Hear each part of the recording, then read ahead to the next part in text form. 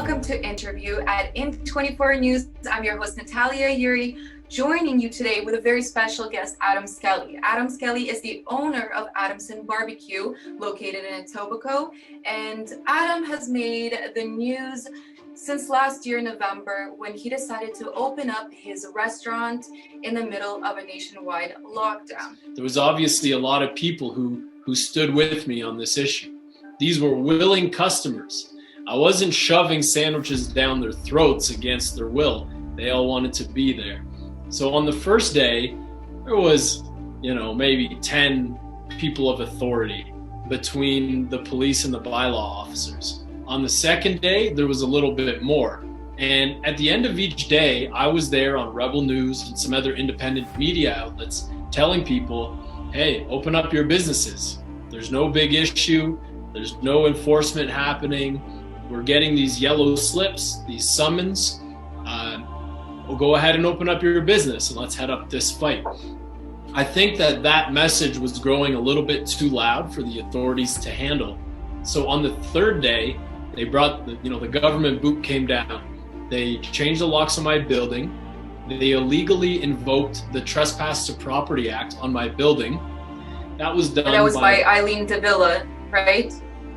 She claimed to be occupant of my property, slapped this notice on my property, and then hired the Toronto Police Service as a third party to come and enforce that act. So when I went into my building, they arrested me for trespassing on my own property. Eileen de Villa said that she had reasonable grounds to believe that there was a communicable disease on your property. Now, does that mean that people were tested or people came out sick from your restaurant? Like somebody said that they got sick there, or was it talking about your staff? She said there was reasonable and probable grounds to believe a communicable disease existed on the property. When my lawyers submitted an appeal to that order was immediately lifted. They didn't want that to go to their little kangaroo court, the health board tribunal, because if it ever did, they would have to prove that there was reasonable and probable grounds to believe a communicable disease existed on the property. And I don't think they'd be able to prove that. So are you confident that you guys will win? The constitutional challenge will go back and forth until June, and then we'll have, I believe it's June 28th and 29th is the hearing for the constitutional challenge. We were very confident. Fought to stay open, and now you're dealing with these legal issues. How do you feel about the backlash? I experienced getting canceled in spring of 2020 because I used some inappropriate language in response to people who were really licking the government boot about COVID issues. But my business has gone from 60 employees down to about 6.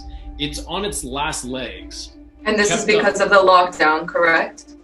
I would say half of that is from the lockdown and half of it is from my political stance that I've taken and this activism that I'm participating in now. Did you let your employees, your staff, and your family know that this is what you were gonna be doing? Yes, I did. I was met with a lot of resistance from my employees, and I don't think there's anything wrong with that. A number of them lost their jobs because of this. Our sales dropped off so much after that we couldn't keep them employed. So that was a difficult part of this for me. I wish that it didn't go that way, although it is the same experience that most staff, cooks, servers, cashiers, people of that nature, they've all experienced that throughout my industry this year. It's been ravaged. The hospitality industry, that's where all of our huge unemployment numbers are coming from. So I may have been able to hold on to another 5 to 10 staff had I not taken the stance, but I feel like it's a valid sacrifice because if this constitutional challenge is successful, it'll allow for the entire province to reopen and for emergency orders like this to never happen again. So, how damaged do you think the lockdowns have been for the hospitality industry? If everything goes the way I think it will, my business will have taken on almost $1 million in debt since the start of the pandemic.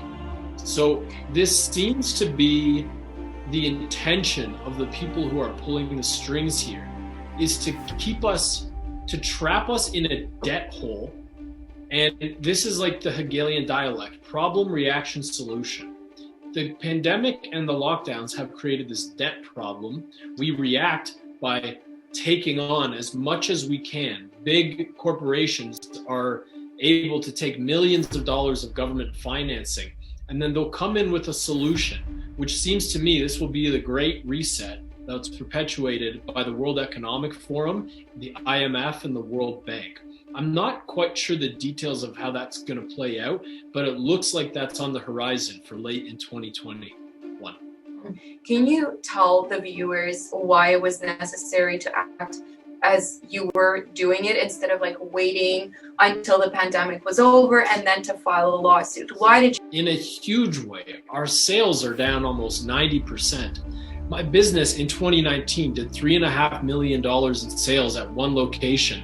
We'll now do less than a third of that between 3 locations. There's no profit in this for me. I haven't made a buck because of this. I have got my message out, which was the intention, and I think it seems to have garnered a lot of support from people, given them some hope that somebody is doing something. And I wish it wasn't me who had to do it. It would have been a lot easier had somebody else done it in Canada, or had a lot of other businesses rallied around this and done it themselves.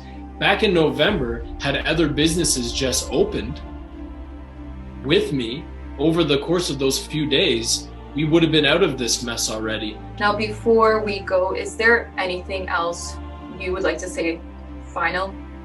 It's time to stand up, open your business, and stop asking your daddy government for permission. It's time. This isn't going away without it. Civil disobedience is the answer. Are we live on any social media platforms right now? No. Okay, we're not. No. So in that case, I don't believe so.